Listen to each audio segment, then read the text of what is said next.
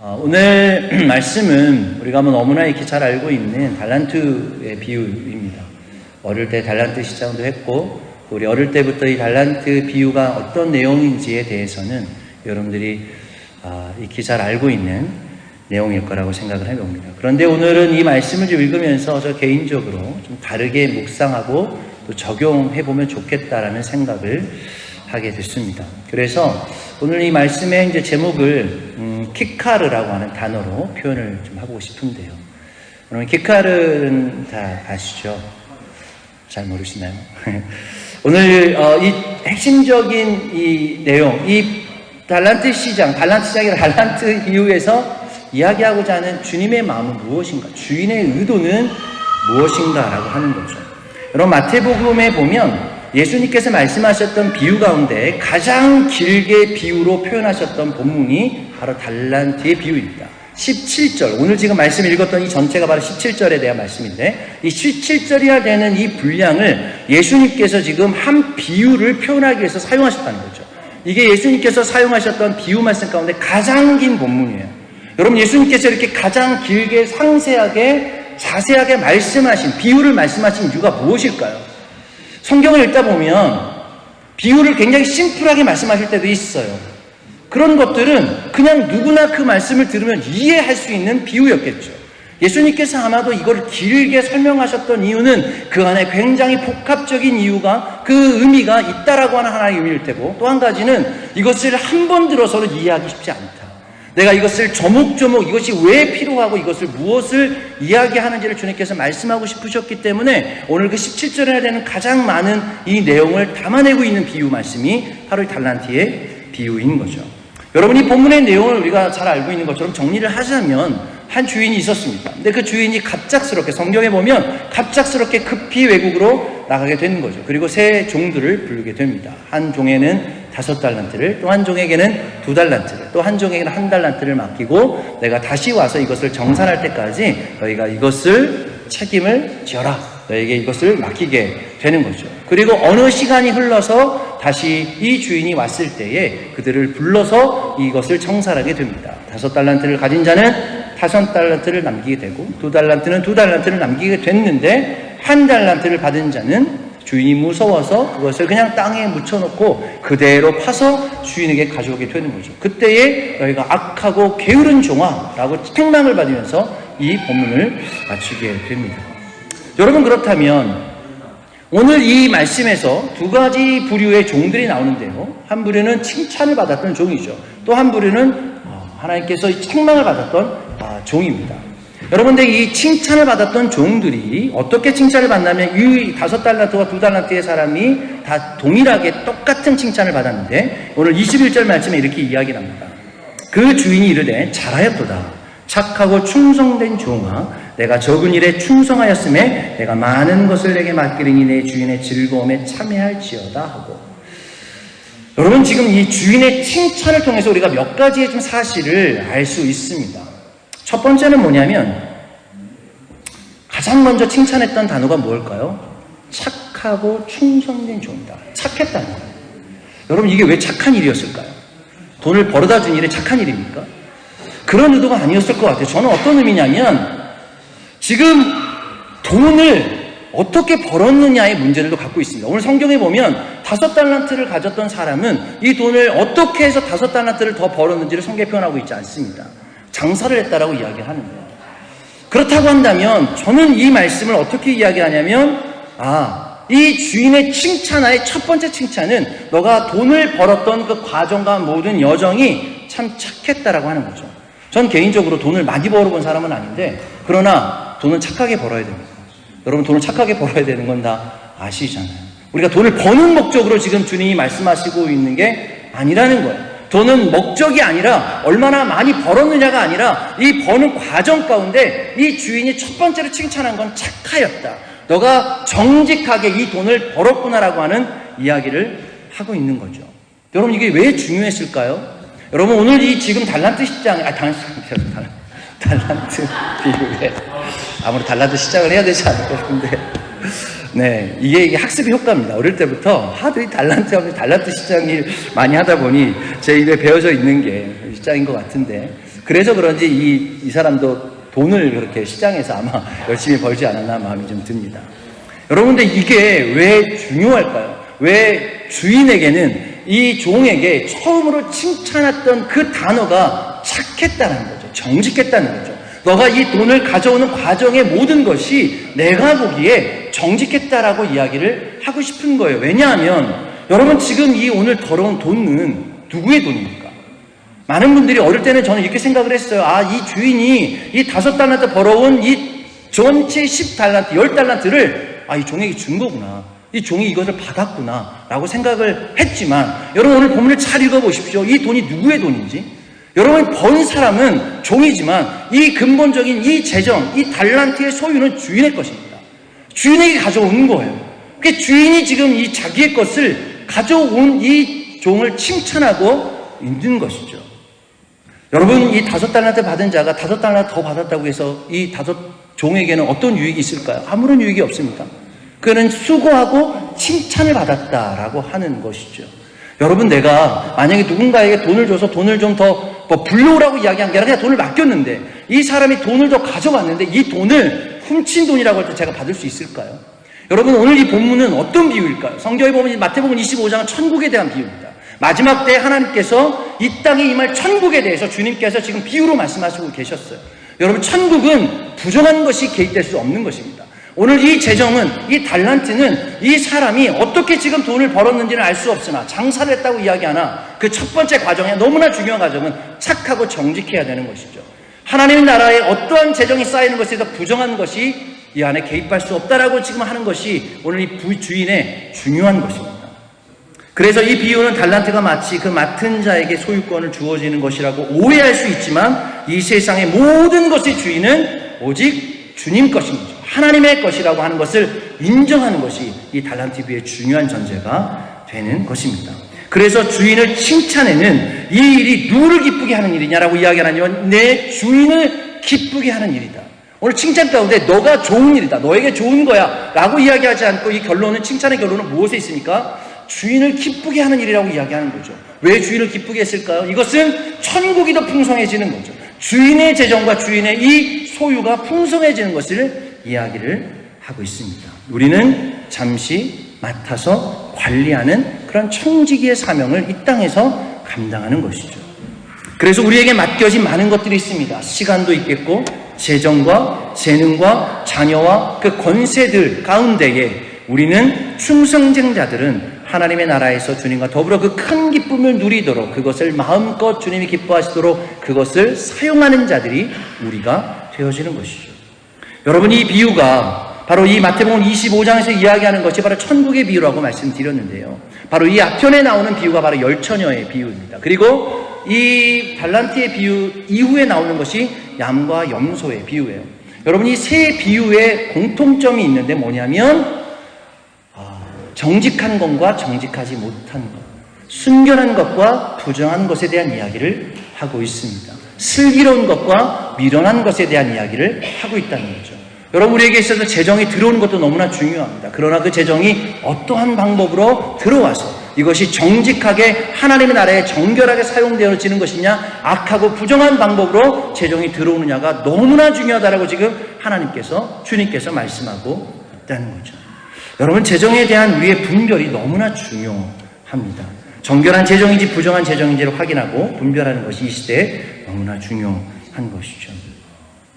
여러분 최근에 저희가 이제 전쟁이 나고 난 이후에 많은 어려움들을 겪습니다. 그러나 또 한편에는 하나님께서 이런 어려움 때에 한국의 교회나 또 미국이나 다른 어떤 이 교회들을 통해서 많은 또 재정이 이 땅을 섬기기 위해서 흘러 들어오는 것을 우리가 경험하게 됩니다.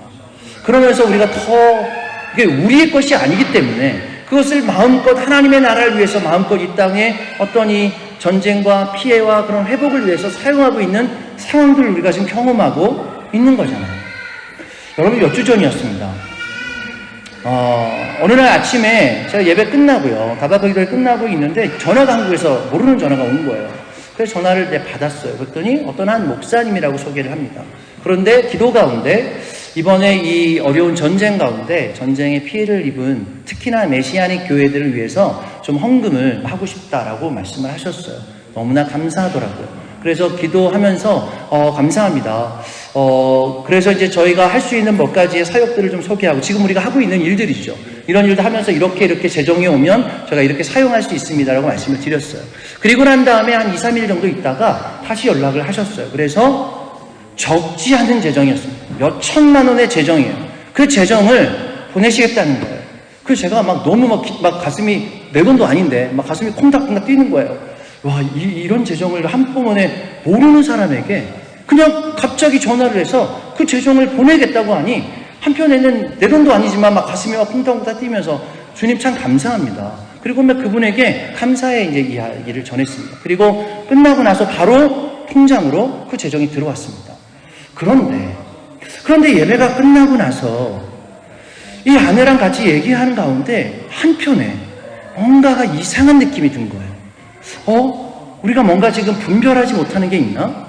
지금 뭔가 이것을 우리가 좀 확인해야 되는 것이 있나? 지금 재정이 모르는 그 교회를 통해서, 목사님 통해서 교회가 재정이 들어왔는데 이걸 기뻐해야 되는 내 안에 뭔가가 지금 불편함이 있었던 거죠.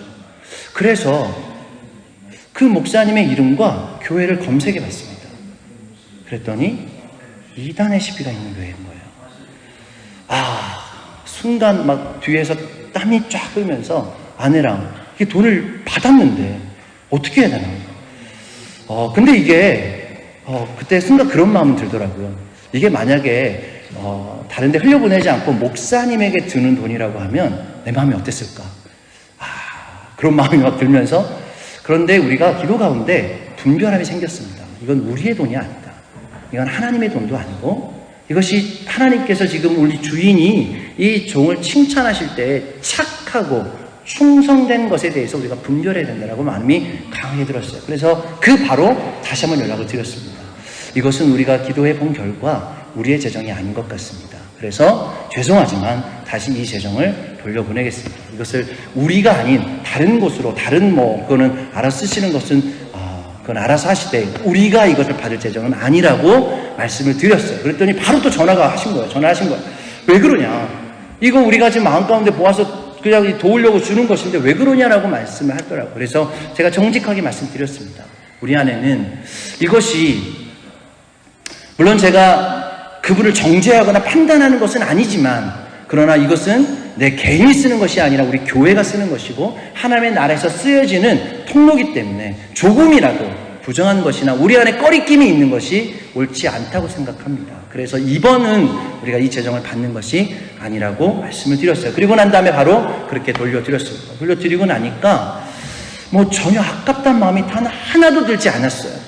그리고 지금까지 저희가 하고 있는 모든 일에 있어서 하나님은 재정이 없어서 하지 못하는 일에 다 한 번도 없으셨다는 거죠.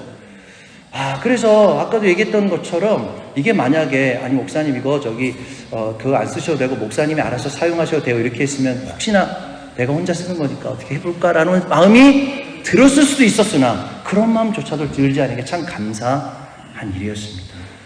여러분, 오늘 이 달란트 비유를 통해서 주인이 이 종들에게 원했던 것은 돈을 벌어오라는 것이 아니었잖아요. 여기서 돈을 벌어오고 이야기한 적이 단 한 번도 없어요. 성경은 각자의 재능대로 이것을 맡겨준 거예요. 근데 5달란트, 5달란트 받은 자는 그것을 장사하는 재능이 있어서 그것을 빌려서 주인께 갔다 왔을 때 첫 번째로 너희가 어떻게 장사하고 어떻게 이 재정을 벌었는지에 대한 관심들이 있었던 거죠. 그런데 그것에 착함과 정직함과 순결함이 있는 것을 오늘 지금 주인은 첫 번째로 칭찬하고 있습니다. 여러분, 두 번째로 오늘 칭찬해 보면 이 재정의 문제가 아주 큰 문제 같지만 주인에게는 아주 적은 일이었다는 거죠. 적은 일에 충성된 자라고 이야기를 합니다. 여러분, 이 일이 적은 일입니까? 여러분, 우리가 달란트의 개념을 다 아실 겁니다. 물론 주석마다 조금 이 달란트, 한 달란트에 대한 계산들이 좀 다양하게 하지만 우리가 일반적으로 달란트를 6천 데나리온에 속한다라고 이야기를 하죠. 한 데나리온은 한 사람의 품삯입니다. 우리가 하루를 10만 원 정도로 잡았을 때에 이것은 20년 동안 한 번도 돈도 쓰지 않고 열심히 매일 일해야만 얻을 수 있는 6억 정도가 되는 재정이더라고요. 여러분, 그런데 한 달란트가 지금 6억이니까 5달란트는 30억 정도가 되는 재정이겠죠. 여러분 30억 재정을 받아가지고 네 마음대로 써라 그랬더니 30억을 벌어서 60억을 가까운 일입니다. 이게 적은 일입니까? 여러분 저는 살면서 그렇게 해본 적이 없기 때문에 만약에 저한테 30억을 주는 일도 이거는 감당 못할 일이지만 여러분 그것을 30억을 만들어내는 거 대단한 일이고 칭찬받아 마땅한 일인데 주인에게는 적은 일에 충성했다는 거죠. 별거 아니야. 그렇게 얘기를 하시고 있다는 거예요. 하나님의 재정은 그런 거더라고요. 여러분 마태복음 17, 18장에 보면 1만 달란트를 탕감해주는 주인이 나옵니다. 근데 이 사람이 나가서 성경에 보니까 100데나리온의 빚진 자를 막 책망하잖아요. 그 돈 끊으려고. 여러분 1만 달란트가 얼마 정도 되는지 아십니까? 6조더라고요. 6조. 지금 이 계산대로 보면 6조예요. 여러분 6조나 되는 돈을 탕감하는 일을 주님한테는 정말 적은 일이더라고요. 주님한테는 그게 무슨 내가 너 한 사람 구원하기 위해서 내가 6조 탕감해주는 일 무슨 대단한 일이라고. 그런데 우리는 어떻게 살아갑니까? 1,000만 원 되는 돈에 목숨을 걸고 있다는 것이죠. 제가 6조 이상의 그 돈으로 환산할 수 없는 구원의 은혜를 받고 살아가는 우리인데 당장 내 앞에 1,000만 원 빌려간 사람의 그 목을 잡고 죽이려고 하고 그에게 그것을 빼앗으려고 하는 우리의 삶들을 보고 있다는 거죠. 여러분 주님 앞에서의 재정의 문제는 정말 우리한테는 큰 문제긴 하지만 주님 앞에는 너무나 사소하고 적은 일에 그러나 그 적은 일에도 충성된 자에게 오늘 주님께서 잘하고 착했다라고 이야기를 하고 있습니다. 여러분 천국은 돈으로 살 수 있는 개념이 아닙니다. 아무리가 돈이 많다고 해도 그것을 우리가 얻어낼 수 있는 그 개념이 아니라는 거죠. 오늘 작다라고 하는 단어가 히브리어는 메아트라고 되어 있어요. 정말 a few, 정말 조그만 일이라고. 그거는 하나님의 나라 안에서 이 재정 하나 이거 다루는 문제는 너무나 조그만 문제야. 너가 그것에 매여 있지 않아도 되라고 이야기를 하고 있다는 거죠. 여러분 수많은 사람들이 돕겠다고 우리를 돕겠다라고 좋은 재정들을 보내주시면 너무나 감사한 거지만 그 전에 이 재정이 하나님께서 온 것이냐 세상에서부터 온 것이냐를 분별하는 것이 우리가 너무나 중요한 작업이 되는 것입니다. 여러분 오늘 이 보면 성경에 각기 3명에게 재능대로 나눠주었다고 이야기합니다. 그러면 그 얘기 무슨 얘기입니까? 각자 재능이 달랐다는 거죠. 한 사람은 똑같지 않았다라고 이야기를 합니다. 여러분 여기서 재능이라는 단어가 무엇일까요? 많은 사람들이 이것이 달란트라고 생각할 수 있어요. 재능이란 단어가 원래 달란트라는 뜻이잖아요. 근데 오늘 여기서 재능대로라는 단어는 달란트라는 단어가 아닙니다. 헬라어로 우리가 잘 알고 있는 두나미스. 여러분 드나미스가 뭔가 힘, 파워, 능력 이런 뜻이잖아요. 여러분 그 능력대로 그가 할 수 있는 역량대로 지금 이 재정을 나눠주게 된 거죠. 우리가 여기서 알고 있는 것처럼 다이너마이트가 여기서 나온 거잖아요. 강력한 힘, 권능이라고 하는 단어가 바로 여기에서 사용되었습니다. 여러분, 우리가 5달란트 받은 자가 여기서 칭찬을 받았지만 이것이 언제까지 영원할 수 한다는 보장은 없습니다. 언제간 이 5달란트 받은 우리와 같은 자가 한 번은 칭찬을 받았지만 그 다음에 그 5달란트부터 무너질 수도 있다는 것이죠. 여러분, 한 번 칭찬이 영원한 칭찬이 되겠습니까? 여러분 이 사람이 한 번 칭찬받았다고 또 그 다음에 또 이런 일도 하는 게 아니라 언젠가 이 재정 때문에 그 60억이라는 재정을 갖고 맞다가 그것 때문에 무너질 수 있는 언젠가 무너질 수 있는 또 하나의 연약함을 갖고 있는 게 우리라고 하는 것이죠. 여러분 그렇다면 이 재능과 능력이 계속 유지되기 위해서 무엇이 필요할까요? 여러분 주님께서 분명하게 말씀하고 있는 사도행전 1장 8절 말씀에 보면 오직 성령이 너에게 임하시면 너희가 두나미스 권능을 받을 것이다. 여러분 여기서 이야기하는 것이 바로 이 권능이 뭐냐면 두나미스 재능이에요. 그러니까 주님께서 원하셨던 재능은 뭔가를 잘하는 기술적인 문제가 아니라 우리가 이것을 한 번에서 끝나는 것이 아니라 영원까지 바로 그것을 누리고 이어가기 위해서 필요한 건 뭐냐면 성령의 권능을 받아야 된다고 말씀하고 있다는 거죠. 이것이 바로 오늘 이 사도행전 1장 8장에서 너희가 성령을 받으면 바로 그 성령의 권능을 너희가 얻게 될 것이다. 두나미스가 바로 이 달란트의 가장 강력한 힘은 바로 이곳 성령의 권능이 되는 것이죠. 그래서 여러분 성령이 우리에게 임해야 하는 것입니다.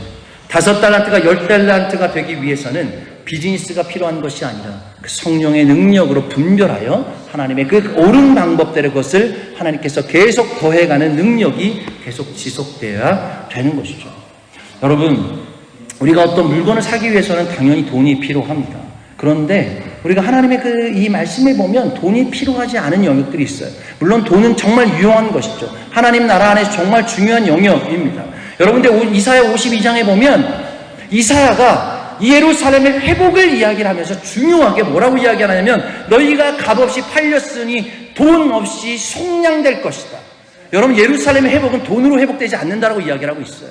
여러분 돈이 분명히 중요한 역할들을 할 것입니다. 그러나 여러분 세상의 두나미스는 돈이지만 주님은 예루살렘과 그 회복의 이 땅의 회복을 돈보다 더 강력한 성령의 두나미스로 하나님 이 땅을 회복시킬 거라고 이사야를 통해서 말씀하고 있다는 것이죠. 여러분 재정을 바로 성령이 주시는 분별함으로 마음껏 흘려보내는 자들이 일어나야 됩니다. 돈이 중요한 것이 아니라 돈을 다루고 돈을 흘려보내고 돈을 일으키고 돈을 사용하는 자들이 성령의 권능으로 임했을 때 그것이 거룩한 통로가 되어서 예루살렘과 이스라엘과 온 사마리아와 땅끝까지 회복될 수 있는 중요한 하나님의 성령의 권능이 될 수 있다는 것이죠. 여러분 그렇다면 왜 한 달란트 받은 자가 책망을 받았을까요? 주인이 오늘 이 종에게 뭐라고 이야기하냐면 악하고 게으른 종이라고 이야기합니다. 여러분 게으르다는 것은 좀 이해가 돼요, 그죠? 뭐 일을 안 했으니까 그냥 땅에 묻어놓고 그냥 가만히 있었으니까 그래 게으른 종아라고 하는 것은 어느 정도 조금 일리가 있다고 생각합니다. 그런데 왜 그 땅에 묻어놓은 그 행위가 악한 일이었을까요? 왜 주님 보시기엔 악하고 게으른 종아 이렇게 악하다는 것을 먼저 강조를 하고 있을까요? 그러면서 그 악한 것은 뭐냐면 주인에 대한 엄청난 오해에서부터 시작되었다고 생각을 합니다. 여러분 첫 번째 주인에 대한 오해는요. 이렇게 이 종이 이야기를 합니다. 당신은 굳은 사람이나 신지 않은 데서 거두지 아니하고 뿌리지 않는 곳에서 다시 거두지 않는 사람입니다. 라고 이야기를 하죠. 근데 이것을 다시 이야기를 해보면 이런 얘기인 거예요. 당신은 원래 이런 사람이었잖아요. 당신은 뿌리지 않는 데서 거두려고 하고 그 다음에 또 이게 이 씨를 뿌리지 않는 곳에서 더 많은 것들을 얻는 사람이 당신 아닙니까? 지금 이렇게 이야기를 하고 있다는 거죠. 그러니까 이 사람에게 보는 이 종의 입장에서는 뭐냐면 당신은 당시 여행 갔다 왔는데 우리는 열심히 빼파시게 일해서 30억을 60억으로 12억을 24억으로 만들었습니다. 이거 누구 좋은 일입니까? 당신 좋은 일 아닙니까? 라고 지금 이 종이 이야기를 하고 있다는 거죠. 요즘 말로는 우리를 이용해서 날로 먹으려고 하는 이 종이 아니 주인이 아니겠습니까? 이렇게 이야기를 할 때 이 악하고 게으른 종이라고 이야기를 합니다. 여러분 요즘 시대에 정말 악하다는 것은 뭐냐면 차라리 모르는 것은 괜찮아요. 그러나 잘못 알고 있는 것만큼 위험하고 악한 것이 없습니다. 여러분 차라리 이 종이 그냥 무식하고 미련했다면 잘 몰랐다면 차라리 다른 종들에게 물어봤다면 아니면 주인에게 물어봤다면 주인님 내가 이걸 갖고 무엇을 하기 원하십니까? 주님 보시기에 내 재능이 무엇이라고 생각하십니까? 내가 이것을 어떻게 하면 좋겠습니까? 라고 물어봤다면 차라리 책망받지는 않았을 거예요. 그런데 이는 그냥 물어보지도 않고 지혜도 없고 남에게 그것을 겸손하게 물어볼 능력도 없는 자였기 때문에 하나님께서 이것이 너무나 악하다라고 이야기를 하고 있다는 거죠. 두 번째로 한 달란트를 받은 자는 그 달란트를 사용하지 않고 묻어놓았다는 것입니다. 여러분 성경에는 달란트를 어떻게 사용하라고 이야기를 하고 있지는 않습니다. 심지어 돈을 더 만들어 오라고도 하지 않았습니다. 이 지금 5달란트나 2달란트를 가진 사람이 칭찬을 받았던 건 돈을 만들어 왔기 때문이가 아니라 그 재능을 선하게 사용했기 때문에 그렇습니다. 그가 어떤 재능을 갖고 있었는지를 깨닫고 그 재능대로 했더니 그 결과물이 달란트가 더 생겼다는 것이죠. 주인은 어떤 달란트가 더 많이 생긴 것, 얼마나 많이 생긴 것에 관심을 갖지 않았어요. 그가 할 수 있는 그 영역에서 했다라고 하는 것에 칭찬을 하고 있었다는 거죠. 그러나 중요한 것은 재능대로 맡겼다는 것은 그것을 재능대로 사용했다는 것이죠. 여러분 이 주인의 깊은 마음은 원래 그 1달란트나 2달란트나 5달란트를 사용하는 것을 원하셨다는 거죠. 여러분 만약 여러분에게 주님이 어느 날 30억을 맡겨서 너의 재능대로 써라 라고 하면 제일 먼저 뭘 하고 싶으세요? 생각해보니까 기분이 막 좋아지더라고요. 몇 천만 원을 막 제가 흔들리는데 근데 막 30억을 가서 네 재능대로 줬으니 네가 마음껏 써라 이렇게 얘기하면 저는 그러고 싶어요. 저는 돈을 버는 능력은 없더라고요. 뭐 이걸 뭐 장사해가지고 뭐 하는 법령 없으니까 저는 근데 쓰는 능력은 좀 있어요. 이걸 어떻게 쓰면 좋겠다. 다 막 나눠주고 싶고, 막 사주고 싶고, 저도 막 저한테도 쓰고 싶어요. 막 차도 한 대 사고 싶고, 저희 교회 건물도 하나 좀 어떻게 좀 사고 싶고, 막 이런 걸 쓰고 싶어요. 근데, 여러분 중요한 것은 제가 이렇게 썼다고 주님이 책망하실까요? 만약에 30억을 받아서 제가 이렇게 썼어요. 그런데 너 왜 이걸 너한테 썼어? 왜 남한테 이걸 다 나눠줬어? 이거 왜 남 밥 사줬어? 라고 해서 책망하지 않으실 것 같아요. 왜냐하면 그게 제 재능이니까. 저는 그게밖에 할 수 없어요. 제가 할 수 있는 건 저는 그냥 사업하는 자가 아니죠. 하나님이 내가 너 재능을 아는데, 여러분 오늘 한 달란트 가진 자가 만약에 그냥 이 돈을 묻혀놓지 않고 그냥 나는 돈 벌 재능이 없으니 그냥 사람들 나눠줬다고 생각해 보십시오. 막 다 나눠줬어요. 그러면 주인이 나중에 왔을 때 주님 제가 돈 다 써버렸습니다. 제가 다 나눠줘버렸어요. 가난한 사람들 다 나눠줬습니다. 이렇게 얘기할 때 주인이 책망하셨을까요? 저는 그렇게 생각하지 않아요. 너의 재능대로 착하고 충성된 종아, 작은 일에 충성하였으니 내가 돈을 다시 받으려고 한 마음이 전혀 없었다. 너의 재능대로 그냥 그 돈을 사용하면 되는 거라고 지금 주님께서는 말씀하고 있다는 거죠. 요즘 전쟁 중에 우리의 재능이 무엇입니까? 저희는 보니까 그냥 요즘에 보니까 저는 음식하는 것밖에 없더라고요. 음식 열심히 만들어서 좀 나누고 음식으로 베풀고 섬기고, 이게 저희의 지금 재능 아니겠습니까? 우리가 뭐 돈이 많은 것도 아니고 할 수 있는 부분에서 그렇습니다. 지난주에 그 여디디아 성사님이 이렇게 차 타고 오는데 그런 얘기 하시더라고요. 요즘에 그 묵상하는데 다윗이 사울이 지금 블레셋과의 전쟁을 치르는 가운데 우리가 사무엘상 17장에 보면 이제 블레셋과의 전쟁을 치르잖아요. 그때에 다윗이 전쟁터로 나가면서 무엇을 들고 갔습니까? 곡식과 빵 덩어리를 갖고 가잖아요. 그래서 전쟁에 가장 필요한 건 음식이라는 거죠. 그래서 다윗도 막대기가 이 무기를 갖고 간 것이 아니라 형들의 안부와 더불어 샬롬과 더불어 그들이 필요한 음식들을 가지고 챙겨갔던 그 다윗의 모습 가운데 요즘 우리가 가고 있는 여러 영역들, 섬기고 있는 그 곳들에 우리가 음식을 가져가는 것이 다윗의 마음이다라는 생각들을 그렇게 성사님이 말씀해 주셔서 공감이 되는 부분이 있었습니다. 2달란트와 5달란트를 받은 종이 칭찬을 받은 이유는 더 많이 남겨서라기보다는 원래 곳을 드러내서 사용했기 때문에 그렇습니다. 그 재능대로 사용했다고 하는 것이죠. 그렇다면 마지막으로 주님께서의 달란트 비유를 통해서 결론적으로 말씀하고 싶은 게 무엇이었을까요? 저는 이 비유는 마지막 시대의 교회를 향해 말씀하고 있다고 생각을 합니다. 그래서 그 달란트를 한 단어로 정의한다면 저는 이 시대의 교회라고 생각을 합니다. 여러분, 교회는 묻어두는 것이 아니라 드러내 사용하고 나누는 것입니다. 여러분, 우리가 달란트라는 단어를 다 아시잖아요. 히브리어는 탈라톤이라고 하는 그런 이제 이 단어에서 달란트, 탤런트, 이런 재능, 이런 단어가 왔는데, 여러분 오늘 성경 본문에 보면 히브리어 본문이 있는데, 여러분 히브리어는 달란트를 뭐라고 표현했을까요? 달란트라고 이야기를 하지 않고 바로 중요한 한 단어를 썼는데, 바로 그 단어가 키카르라는 단어입니다. 여러분, 왜 키카르가 달란트가 됐을까요? 여러분, 키카르는 성경에 보면 중요하게 몇 가지의 의미로 사용되고 있습니다. 가장 많이는 바로 이 구약 성경에서 금 한 달란트, 성전을 만들 때에 그런 사용되었던 달란트라는 단어로 가장 많이 사용되었습니다. 그런데 이 달란트가 또 한 의미가 있는데요. 두 번째 의미가 뭐냐면 들판, 평지라고 하는 뜻입니다. 여러분, 그래서 일반 우리가 살고 있는 영역의 그 마을들이 있는 지역들을 가리켜서 뭐라고 하냐면 키카르라고 성경은 표현하고 있습니다. 그런데 이 키카르라는 단어가 많이 쓰여지진 않았지만 그 키카르와 평지, 들판, 들이라고 표현되어 있는 이 문장, 이 성경 본문에는 등장하는 그곳에 어떤 사람들이 살았는지를 성경은 힌트를 주고 있습니다. 느헤미야 3장 22절 말씀에 보면 그 다음에 평지에 그 키카르에 사는 제사장들이 등장을 합니다. 그래서 이 성벽을 중수하는 데 있어서 제사장이 나오는데 그 제사장이 어디에 살았다고 이야기를 하냐면 키카르에 살았다라고 이야기를 하고 있다는 거죠.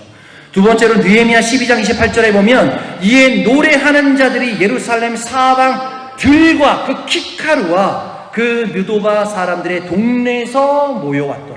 여러분, 성경에 보니까 예루살렘에 노래하는 자들이 어디에 살았냐면 키카르에 살았다라고 이야기하는 거죠. 오늘 성경에 보면 들이라고, 들판이라고 표현하고 있는 그 단어가 바로 키카르라는 단어입니다. 여러분, 키카르가 바로 이 어떤 재정과 재물과 어떤 이 화폐 단위로 쓰여지는 것과 더불어 또 한 가지 의미가 있다면, 우리가 삶의 영역, 살고 있는 땅을 가리켜서 키카르라고 이야기하는 그 가운데 오늘 제사장들, 레위인들, 노래하는 자들이 살고 있는 곳이 바로 키카르라는 거죠. 여러분, 결론적으로 저는 오늘 바로 이 키카르가 교회이고 교회가 달란트여야 되는 이유가 바로 여러분, 이런 공간이 어디입니까? 바로 교회여야 되는 것이죠. 예루살렘에 이 예배하는 자들이 모이고 노래하는 자들이 모이고 성령의 거룩함을 드러내는 곳이 어디냐면, 그런 사람들이 살고 삶을 영위해야 되는 곳이 어디냐면 바로 키카르여야 되고, 그것이 바로 교회여야 된다라고 이야기를 합니다. 여러분, 세 번째로, 여러분, 현대적으로 키카르는 어떤 의미를 갖고 있을까요? 교차로란 뜻이잖아요. 우리가 원형 교차로를 가리켜서 키카르라고 합니다. 오늘 이제 보면 뒤에 이제 이 서클의 모양이 나오죠. 라운드 어바웃이라고 우리가 보통 표현을 많이 하잖아요. 예를 살다 보면 가장 많이 보는 교통 시스템이 바로 이 키카르입니다.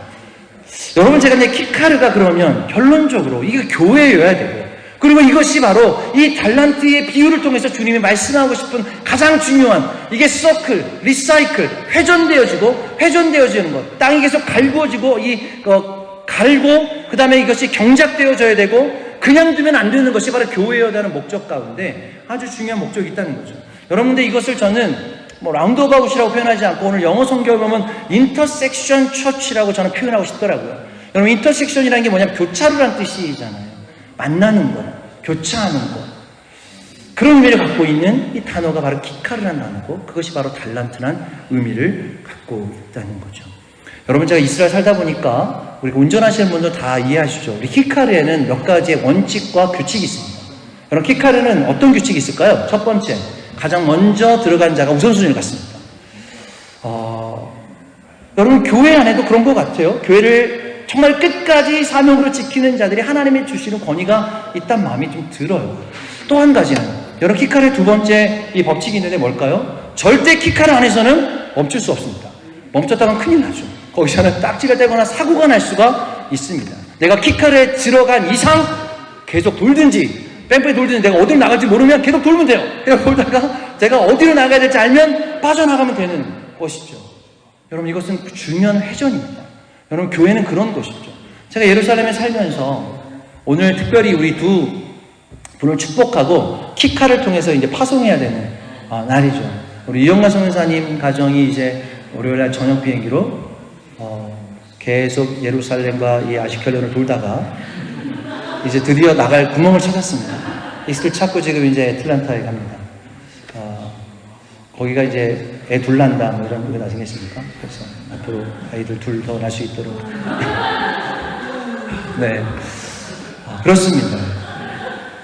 또 한 가지, 우리는 최가선 전사님도 그동안 함께 또 대상 안에서 먼 곳에서 이렇게 함께 오면서 예배하고 했지만, 이제는 또 하나님의 그 엑스트를 주신 거예요. 그 사명 가운데 이제 지금 김명사 목사님이 같이 지금 섬기고 있는 트릴리아냐 교회 청소년부를 맡게 됐어요. 그래서 우리한테는 좀 아쉬운 일이지만 하나님께서 그 서클을 돌게 하셨던 때가 있고, 그걸 통해서 나가게 하시는 때가 있다는 거죠. 그러나 여러분, 길은 분명히 모든 길은 다 통해 있습니다. 또 돌다가 또 서클 안에서 또 머물다가 그 안에서 우리가 서로 만나다가 또한 때가 되면 또한 그 이스트를 통해서 나가야 되는 사명을 해야 되는 땅이 어디냐면 바로 교회인 것이죠. 특별히 예루살렘 교회가 바로 그 키카르의 사명을 갖고 있습니다. 저 안에는 어떤 역할일까요? 거기서 교통경찰 정도 되겠죠. 경찰들 잘 갈 수 있도록 막 막고 있는 산을 막 흘려보내고 빨리 가라고, 그 다음에 막 정지하고, 이런 일들을 가운데서 교통 정리를 하는 사람이 우리가 아닌가라는 생각을 하게 됩니다. 여러분, 오늘 결론적으로 오늘 이 달란트 비유를 통해서 주님은 우리에게 재정에 대한 말씀을 하고 있는 것이 아니라, 우리가 어떤 재능을 갖고 있는 자도 중요하지만 하나님께서 우리가 갖고 있는 것이 계속 흘러가야 되고, 그 재정은 하나님의 영역이고, 또 세상의 어떤 두나미스 안에 우리가 지배되지 않는 하나님의 나라를 경험한 자들은 계속적으로 우리가 하나님의 이 서클과 키카르를 통해서 우리가 계속적으로 순환되어지고 흘러가고, 그리고 나가야 될 때 나가고, 그리고 들어와야 될 때 들어와고, 우리나라 말로는 낄낄빠빠를 잘해야 되는 이 사명이 우리 안에 있다는 것이죠. 지난주인가 우리 유대인 친구들하고 자꾸 줌 미팅 하면서 우리 한국말을 이제 한 단어씩 얘기를 해줘요. 그러니까 이렇게 한국말 한번 가르쳐주면 유대인들은 유대인들 말 중에 잘 모르는 특별한 말들을 우리가 가르쳐주는데 그때 이제 낄낄빠빠를 가르쳐줬습니다. 유대인들이 잘 이해를 못하더라고요. 이게 우리나라 말로 어떻게 히브리어로 어떻게 표현할지 잘 모르겠어요. 그러니까 낄 때 끼고 빠질 때 빠져야 되는 그 눈치가 빠르고 또 그 역할들을 잘 해야 되는 거잖아요. 그러니까 한 명이 그냥 못 빠지면 그 안에서 다 모든 게 막혀버린 거잖아요. 서클 안에서는. 그러니까 이거 굉장히 이것이 정리가 되어야 되는 게 굉장히 중요합니다. 근데 그때에 지난주에는 유대인 한 친구가 리타가 얘기를 했던 것 같아요. 리타가 히브리어 단어 하나를 알려줬는데 그 히브리어 단어가 이런 단어입니다. 요렐레 콜하 키브님. 여러분 요레가 뭐냐면 이제 슛, 총 쏘다라는 거잖아요. 레 콜하 키브님. 모든 영역으로 다 총 쏜다는 거죠. 근데 이게 이제 직역하면 그런 건데 의역을 하면 진짜 의미는 무슨 뜻이냐면 모든 영역을 우리가 관심을 갖고 모든 영역을 할 수 있는 것. 근데 이거를 이제 우리나라 말로 좀 부정적인 말로 하면 독박이라고 표현을 합니다. 그래서 독박육아, 우리 아내가 독박육아를 얘기했더니 이 독박이란 단어가 히브리어로는 요레레 코라키브님이라고 표현할 수 있다 이렇게 얘기를 하더라고요. 그러니까 이제 이게 뭐냐면 모든 것을 할 수 있지만 내가 모든 것을 해야 되는 자들인 거죠. 요즘은 좀 그런 마음이 들어요. 좀 하고 있는 일들은 많은데, 섬기는 일들은 많은데 할 수 있는 분들이 우리가 인원이 많지 않으니까 뭔가 우리가 독박하고 있다는 느낌들이 좀 드는 거죠. 그러나 우리가 할 수 있으님에 감사한 거죠. 여러분 우리 안에는 요즘에 보니까 오늘도 이 자리를 보니까 한 4개의 키분들이 있더라고요. 나라별로는 우리가 미국으로 가시고 또 이스라엘의 영역이 있고 또 우리 중국이 있고 또 한국의 영역이 있어요. 여러분 우리 안에 이 키카르가 너무나 중요하게 이 다양한 키부님, 코라 키부님으로 우리가 갈 수 있는 준비들을 하나님께서 하고 계시다라는 거죠. 이스라엘 땅도 그렇습니다. 이스라엘 땅도 뭐 여러 가지의 지정학적인 의미를 하지만 제가 이번 말씀을 보면서 그래 이스라엘이 키카르였구나. 이스라엘 땅이 키카르 역할들을 지정학적으로 했었구나라는 마음이 들어요. 계속적으로 흘려보내고 그 가장 중심으로 심장받은 역할을 하는 것이 바로 키카르라는 거죠. 한국도 마찬가지 아닙니까? 지정학적으로 한국도 참 키카르 같은 느낌이 듭니다.